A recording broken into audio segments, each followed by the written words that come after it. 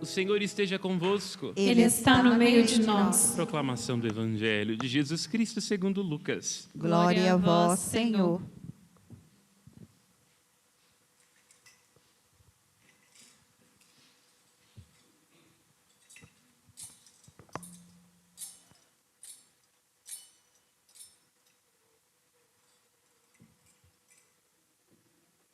Completou-se o tempo da gravidez de Isabel. Ela deu à luz a um filho. Os vizinhos e parentes ouviram dizer como o Senhor tinha sido misericordioso com Isabel e alegraram-se com ela. No 8º dia foram circuncidar o menino e queriam dar-lhe o nome de seu pai, Zacarias. A mãe, porém, lhe disse, não, ele vai chamar-se João. Os outros disseram, não existe nenhum parente teu com esse nome. Então fizeram sinais ao pai, perguntando como ele queria que o menino se chamasse. Zacarias pediu uma tabuinha e escreveu, João é o seu nome. E todos ficaram admirados. No mesmo instante, a boca de Zacarias se abriu, sua língua se soltou e ele começou a louvar a Deus. Todos os vizinhos ficaram com medo e a notícia espalhou-se por toda a região montanhosa da Judéia. E todos os que os ouviam a notícia, ficavam pensando, o que virá a ser esse menino? De fato, a mão do Senhor estava com ele, e o menino crescia e se fortalecia em espírito. Ele vivia nos lugares desertos até o dia em que apresentou-se publicamente a Israel. Palavra da salvação. Glória a vós, Senhor. Que pelas palavras do Santo Evangelho sejam perdoados nossos pecados. Amém. Podemos nos sentar. A igreja propõe a nós, esta solenidade de São João Batista, aquele que Cristo irá chamar no Evangelho de o maior dentre os nascidos de mulher, fazendo-nos entender a singularidade desta personagem. João, dentre outros atributos a respeito dos quais poderíamos falar nesta manhã, recebe uma graça negada aos outros profetas. Todos os profetas falam daquilo que ainda não viram, são sonhadores, como nos lembra Orben num dos seus escritos, que têm a graça de já ter estado lá, mas não podem tocar o objeto da sua profecia.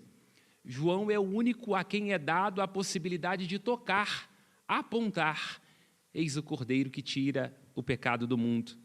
Portanto, ele é a síntese de todo o Antigo Testamento, na sua espera, é uma voz que clama no deserto, como clamou no deserto a voz de Moisés, a voz de tantos profetas, e, no entanto, em sendo a voz, é também corpo de irmão, carne da carne de nosso Senhor Jesus Cristo, aquele que irá chegando até o Jordão, numa linguagem tão bonita própria das Sagradas Escrituras, ao dizer que não é digno nem sequer de desamarrar as sandálias, porque as sandálias eram um sinal que o amigo do esposo usava para comunicar à esposa que já estava próxima ao dia do casamento. Ele diz, nem disso sou digno, eu sou apenas o amigo do esposo que se alegra ao escutar a sua voz. Para no Jordão, exatamente no mesmo lugar onde para Moisés, porque na verdade o povo não pertencia a ele, o povo era de Jesus Cristo, ele era apenas um servo, é preciso que o Cristo cresça e que eu diminua. Sou apenas a voz é veículo da palavra, não é? Assim, quando nós estamos apaixonados, dizemos um eu te amo para alguém que amamos, o que é a voz? É aquilo que se perde no tempo. O amor é aquilo que vai custar, depois de muitos anos, o ranger dos nossos dentes. Porque o amor é palavra, e a palavra tem o grande desafio de permanecer, inclusive interpretando silêncios. João Batista é uma dessas figuras das Sagradas Escrituras, tanto quanto da nossa história, que tem uma alma profética. Como poderíamos definir uma alma profética? Eu poderia e me arriscaria a dizer que os profetas são aqueles que estão sob suspeita. Eu colocaria que Jeremias é uma alma profética. João Batista é uma alma profética no sentido de que vem aquilo que é oculto, no sentido de que esclarece um certo cinismo do povo e devolve ao coração do povo a esperança. Que é uma coisinha bem pequenininha, não é? Para citar um outro trecho clássico, aquela coisinha pequena que fica no fundo da caixa de Pandora, a última que não morre. Mas eu diria também que Hamlet tem alma profética, e por isso é desconfortável. Ele começa a sua peça dizendo que há algo de podre no reino da Dinamarca e que começa na cama de sua mãe. Zaratustra, de Nietzsche, tem uma alma profética. Ele diz que a maturidade é um crepúsculo. É isso, não é? Eu imaginava que o casamento, que o trabalho fosse uma coisa. Tenho que morrer para essas expectativas para dar à luz uma outra coisa, porque aquilo que nasce depois de 40 anos de casado é uma coisa bem diferente da paixão que nos seduziu. Eu diria que Alexei, de Dostoiévski, Irmãos Karamazov, tem uma alma profética. Dostoiévski o define como aquele que tem uma preocupação interior profunda. É próprio dos profetas serem loucos. Eles escrevem sobre os mistérios da Serra da Piedade, não é? Tem que investigar o segredo dos tempos, lá onde nós nos perdemos, no detalhe, na memória, no passado, que é tão antigo e tão novo. Dotados de uma preocupação interior profunda são os profetas, e veem o que está por detrás do acordo. O profeta é sempre alguém desconfortável naquilo que diz, naquilo que aponta, e é desconfortável também para si mesmo, porque tem que fazer um parto de si na própria profecia. É por isso que não raro os profetas morrem. Morrem por conta da palavra, morrem porque encontraram um amor que vale mais do que a vida, um amor pelo qual vale a pena tudo dar, e inclusive morrer, porque a vida só tem sentido. E isso entendeu o jovem Jeremias, o jovem Hamlet, o jovem Zaratustra e o jovem Alexei. Se nós conseguimos encontrar um motivo pelo qual dar a vida. É uma das ilusões do nosso tempo, quando a gente pensa que a felicidade é um direito, que vamos ser mais felizes na medida em que reivindicamos para nós. A felicidade, na verdade, é um contrário, quando nós encontramos um motivo pelo qual nós nos gastarmos. Todos nos irão dizer que a gente está louco, pelo nosso cansaço, pelo nosso trabalho, pela nossa disposição, porque estamos acusando, porque estamos dizendo aquilo que ninguém diz, porque estamos caçando confusão com a política e com a religião. Mas, no fim, será só entre nós e Deus, e nós saberemos ter encontrado aquele amor que vale mais do que a vida.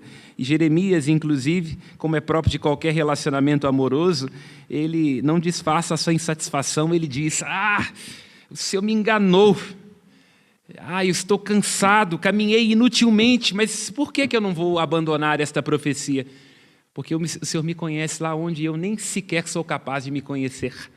Lá onde eu era formado, nas fibras, lá onde eu estava no útero de minha mãe sendo desenhado, lá onde eu era uma expectativa mais ou menos desajustada do meu pai e da minha mãe, porque um filho é isso, né? Uma expectativa do pai e da mãe, e o que os filhos fazem e têm que fazer é decepcionar essas expectativas. Lá onde eu sou desconhecido a mim, onde fui uma decepção talvez para o meu pai e para a minha mãe, o seu amor já tinha me alcançado. Vós me sondais e conheceis, é belo este salmo, tão escolhido das noivas. Eu não sei, até uma ironia, porque as noivas gostam de um salmo que é próprio para a liturgia fúnebre. O Salmo 139 não foi feito para casamentos. Ele foi feito para momentos de travessias, de angústia, porque é justamente no momento onde nós sentimos que estamos nos perdendo, é que temos que nos recordar. Como vai lembrar o apóstolo Paulo, tudo concorre para o bem daqueles que amam a Deus. Não há nenhuma parte da nossa vida, nenhum recanto, nenhum trauma, nenhuma dificuldade que não esteja sendo alcançada, planejada e cuidada por Deus. A palavra nem chegou à minha boca, diz o salmista, e vós, Senhor, já a conheceis. E o Senhor, ao conhecer esta nossa palavra, nos dá a nós a sua palavra, que é vida da nossa vida, como lembra o Salmo 35. O profeta é alguém que tem que fazer um parto de si mesmo, não dispor das próprias palavras, das próprias expectativas e permitir que Deus fale nele e que o leve para onde quer ir. O profeta é alguém segundo o coração de Deus. É o que o apóstolo Paulo, na segunda leitura, fala a respeito de Davi. Davi, que também era um homem de alma profética, era um homem segundo o coração. Isso é precioso, porque há momentos em que nós sentimos que não estamos impostos em nossos corações, por nossas ambições, por nossos medos e por nossas ansiedades, mas o grande desafio é isto, presentificarmos-nos diante do nosso coração, não sermos vítimas de nós mesmos, porque na medida em que a gente estiver diante de nós, inclusive dos nossos avessos, a gente poderá se apresentar a Deus, e é precisamente este coração aquilo que mais interessa a Deus. É o que Cristo vai dizer, toma cuidado com o seu coração, onde estiver o seu tesouro, aí estará o seu coração. Se o nosso tesouro for aquilo que passa, os nossos bens, nosso egoísmo, nossa reivindicação, o nosso coração estará perdido de si mesmo, dividido, dilacerado. Mas se estiver com Deus, terá encontrado um amor e uma verdadeira paixão. E por essa paixão vale a pena esperar. Quero já, caminhando para o fim desta reflexão, notar as providências por detrás do nascimento de São João Batista. Em primeiro lugar, o nome. O nome João, do hebraico Yohaná, quer dizer Deus tem piedade, Deus tem misericórdia. A misericórdia de Deus é este amor dele que é capaz de permanecer. A misericórdia é uma boa tradução para o que está no hebraico, Hesed, Rahamim, Rahum, porque a misericórdia significa um amor que alcança a miséria. Não é um amor que a gente merece, não fomos nós que amamos a Deus, não são as nossas penitências, o nosso conhecimento, os nossos títulos, as nossas vestes que nos fazem ser merecedores do amor de Deus. Ele nos ama porque nos ama apesar de nós, nos ama porque nos escolheu, porque somos o seu povo, nos ama porque sabe de que barro nós somos feitos, como lembra o Salmo 102, 103. E é isso que está no nome de João. E é interessante que Zacarias só volta a falar quando confessa a misericórdia de Deus. É porque nós nos recordamos quando o anjo aparece a ele dizendo que ele seria pai. Ele diz, mas não é possível, minha mulher já está velha demais, você deve estar brincando, não é? E aí o anjo diz, por conta disso você vai ficar bem caladinho até que possa confessar a misericórdia de Deus, ou seja, Deus que é força da nossa fraqueza. E os nomes dos pais de João Batista são muito oportunos. Zacarias, raiz do hebraico, Zahar, Zacaios, quer dizer o Senhor se lembra, o Senhor se recorda. E Isabel, Elisheba, quer dizer o Senhor jurou. Perceba, não são detalhes despretensiosos. O nome do menino é Deus é misericórdia. Podemos confiar no seu amor, que nos alcança apesar de nós. O nome do pai é o Senhor se recorda, ele se lembra. E o nome da mãe é o Senhor é fiel àquilo que jurou. Todo o nome deste menino, desde já, é uma profecia que deve atualizar-se na vida de cada um de nós, porque nos convençamos, Deus tem paixão pelos desajustes. Lá onde nós não somos, lá onde nós sentirmos que estamos abandonados, Ele será a memória, Ele irá recordar, porque se recordou de Sara, que desceu com Abraão de Harã e de Ur dos Caldeus e tinha um útero seco, a visitou e a abençoou. Ele se recordou de Ana, que chorava porque não podia dar à luz um filho e era um insulto dos vizinhos. Você está percebendo que vizinho é sempre um problema, né? Foi um problema para Ana, foi um problema para João Batista. Ele se recordou dela. E um versículo muito curto do livro de Samuel se diz que quando Ana chorava no templo, o Senhor dela se lembrou.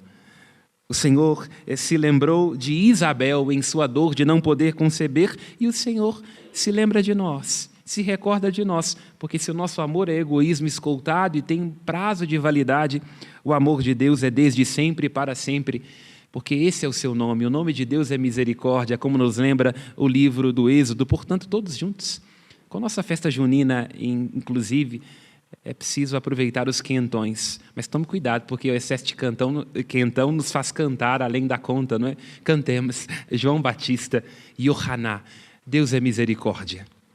Louvado seja nosso Senhor Jesus Cristo. Sempre seja louvado.